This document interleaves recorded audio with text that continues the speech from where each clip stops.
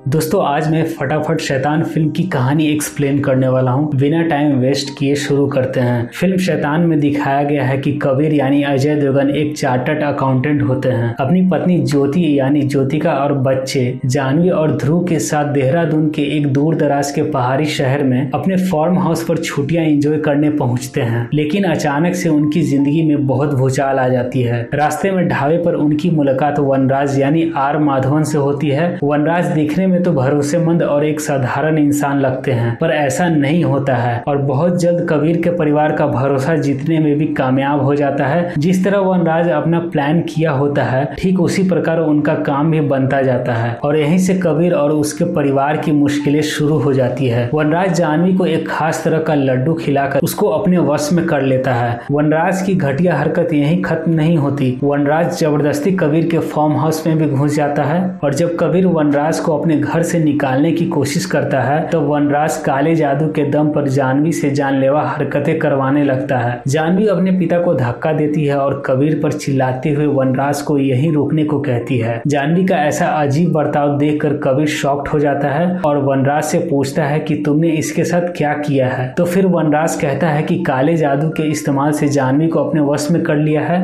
और जानवी को हमेशा के लिए अपने साथ ले जाने वाला हूँ। वनराज के इशारे पर जानवी हंसती है, रोती है, गाती है, नाचती है, पाती है और यहाँ तक कि अपना सेलफोन भी तोड़ देती है। कच्ची चाय के पत्तियां खाती है, अपने पिता को थप्पड़ मारती है और यह सब देखकर कबीर वनराज को बहुत सारे पैसे देने की बातें करता है ताकि काले जादू से अपनी बेटी जानवी की जान बचा सके। वनराज कबीर से पैसे तो ले लेता है और उसके घर से बाहर भी निकल जाता है, लेकिन ज्योतिका को एहसास होता है कि जानवी अभी भी उसके वश से बाहर नहीं आ पाई है। सबको ऐसा लगता है कि वनराज घर से जा चुका है, लेकिन सारे पैसे जलाकर वनराज फिर से घर में वापस आ जाता है और जानवी को खुद को थप्पड़ मारने की आदेश देता है। खुद को थप्पड़ मारते हुए जानवी अपनी पैंट भी गीली कर देती है। भाई इतना वश नहीं करना था, या तो खुद की भी मार ली। इसके बाद वनराज सोने से पहले जानवी को आदेश देता है कि जो भी उसके पास आए उसे चाकू मार दे। कबीर और ज्योतिका जानवी से चाकू छीनने और वनराज पर हमला करने में कामयाब तो हो जाती है, लेकिन जब वे उसे मारने की धमकी देते हैं तो वनराज जानवी को लगातार हंसने का आदेश देता है और कहता है कि अगर तुमने मुझे मारा तो जानवी तब तक बेकाबू होकर हंसती रहेगी जब तक कि वह मर नहीं जाती। इस बात का एहसास होने पर कबीर वनराज को छोड़ देता है। वनराज फिर जानवी को ध्रुव को मारने का आदेश देता है। जब कबीर रोकने की कोशिश करता है तो जानवी उसके हाथ पर चाकू से वार कर देती है। वह ध्रुव के पीछे जाती है और उसे छत से फेंक देती है, जिससे वह गंभीर रूप से घायल हो जाता है। इसके बाद वनराज जानवी को अपने साथ लेकर चला जाता है। ज्योतिका ध्रुव को अस्पताल ले जाती है। जब कबीर वनराज के मोबाइल में किसी भी तरह ट्रैकर सेट कर देता है जिसे जानवी के साथ उसका लोकेशन का पता चल सके, वनराज जानवी को घने जंगल से होते हुए अपने गुप्त ठिकाने पे ले जाता है